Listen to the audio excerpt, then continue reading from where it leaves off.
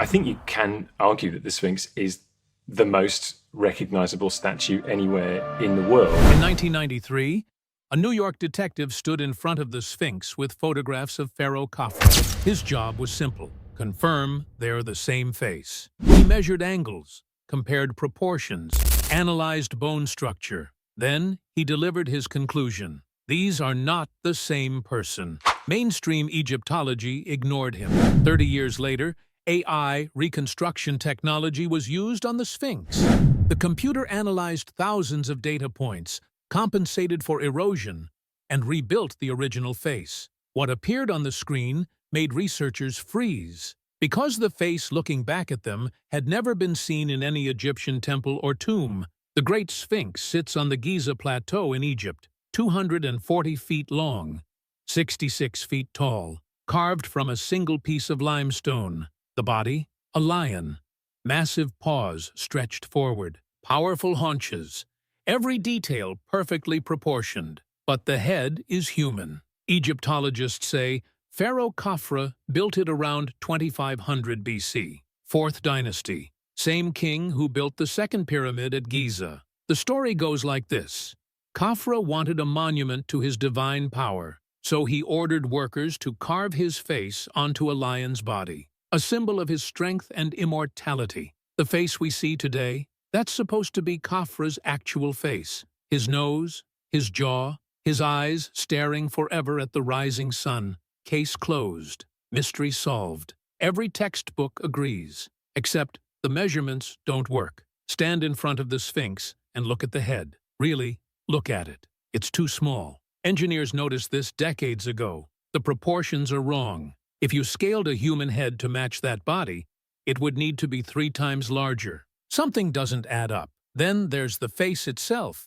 Archaeologists found statues of Khafre, perfect condition, every detail preserved. They put them side by side with the Sphinx. The faces aren't the same. Different cheekbones, different jaw angle, different everything. That's when they brought in the detective. Frank Domingo had spent 27 years with the New York Police Department. He rebuilt faces from skulls, identified murder victims, caught criminals by analyzing bone structure. If anyone could tell whether 2 faces matched, it was him. And what he found changed everything. But his conclusion would threaten careers, challenge institutions, and force us to question everything we know about human history. Frank Domingo arrived in Egypt with his measuring tools and cameras. No theories, no agenda, just measurements. He photographed the Sphinx from every angle. He studied verified statues of Khafre in the Cairo Museum. Then he did what he'd done hundreds of times in criminal investigations. He compared the bone structure. The Sphinx has a wider face. The cheekbones sit differently. The mouth angles down where Khafre's angles up. The entire jaw structure is wrong. Domingo's report was clear. The 2 works represent 2 separate individuals. Not similar, not close, not artistic interpretation. 2 different people. Egyptologists dismissed it immediately. They said artists back then didn't care about accuracy. They said stone carving is different from sculpture. They said Domingo didn't understand ancient Egyptian art. But Domingo had examined thousands of faces. He knew bone structure doesn't lie. And he noticed something else. Something that made even less sense. The head had been carved down. Look at the Sphinx's neck. It's thick, unusually thick, like it's supporting something much heavier than what's currently there. The body is weathered and eroded from thousands of years of wind and sand. Deep grooves. Significant damage. But the head? Much less erosion. Much smoother, like it hasn't been exposed to the elements as long, because it hasn't. Someone recarved it. They took a larger head and carved it down into what we see today. That's why the proportions are wrong. That's why the neck is too thick. That's why the erosion patterns don't match. The head we see today is not the original head. Engineers calculated what the original proportions would have been. To match that massive body, the head would need to be at least 25 feet tall. The current head? About 20 feet. 5 feet of stone, gone, carved away, reshaped into something else. But why would anyone do that? What was the original head before someone changed it? Some researchers believe the answer is obvious. The body is a lion. Perhaps the head was too. A complete lion monument, perfectly proportioned, built thousands of years before Egypt even existed. Then later, someone came along and carved it into a human face. But that theory creates an even bigger problem. In 1990, a geologist named Robert Schoch examined the Sphinx. Not an archaeologist, not an Egyptologist. A geologist from Boston University who studies rocks and erosion. He wasn't interested in who built it. He wanted to know when. Schoch examined the walls around the Sphinx, the enclosure where the monument sits. These walls were carved at the same time as the Sphinx itself, same stone, same age.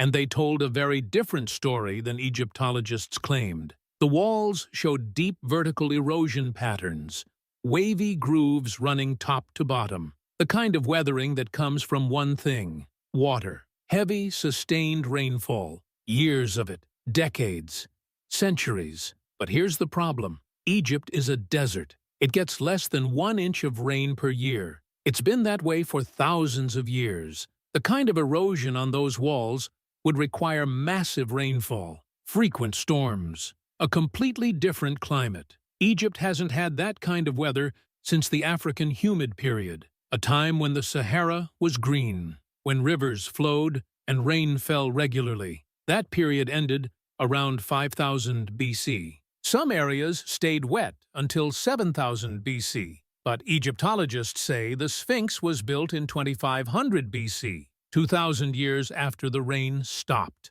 Schoch did the calculations.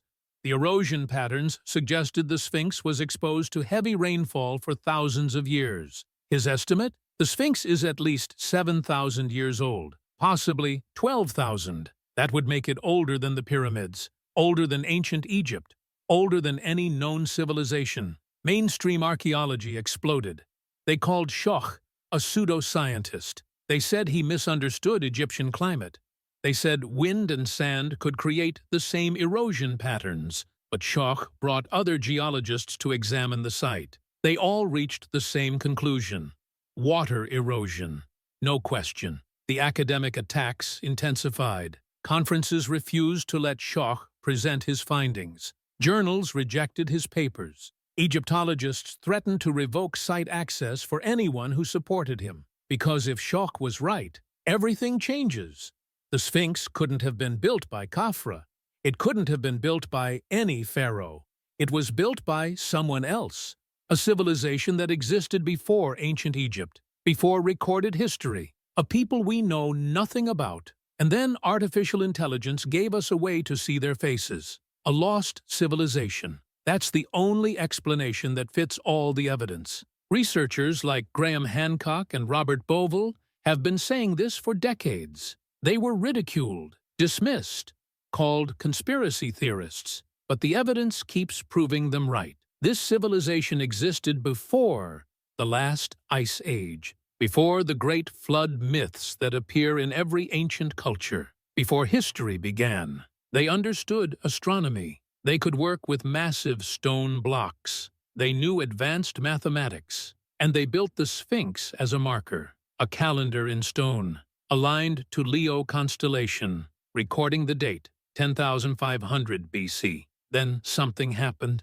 The Younger Dryas period, a sudden climate catastrophe around 10,800 BC. Temperatures plummeted. Ice sheets expanded. Sea levels changed dramatically. Whatever civilization built the Sphinx vanished. Their monuments remained, buried under sand, weathered by thousands of years of rain, then desert winds, until the Egyptians found them. Think about it. The Egyptians appear suddenly in history around 3100 BC, fully formed, with writing, architecture, mathematics, astronomy. No gradual development, no primitive phase. They just arrive, complete. What if they inherited their knowledge, found these ancient monuments and learned from them? The Sphinx was already there, ancient, mysterious, powerful. So they claimed it, recarved the lion head into a pharaoh, made it theirs. This explains everything. The water erosion,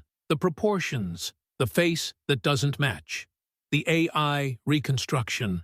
But mainstream archaeology will never accept this. Too many careers depend on the current timeline, too many reputations, too much money. Admitting the Sphinx is 12,000 years old means admitting everything they taught us is wrong. It means human history goes back much further than we thought. It means there was an advanced civilization we know nothing about. And if they lied about this, what else are they hiding? The AI reconstructions are public now.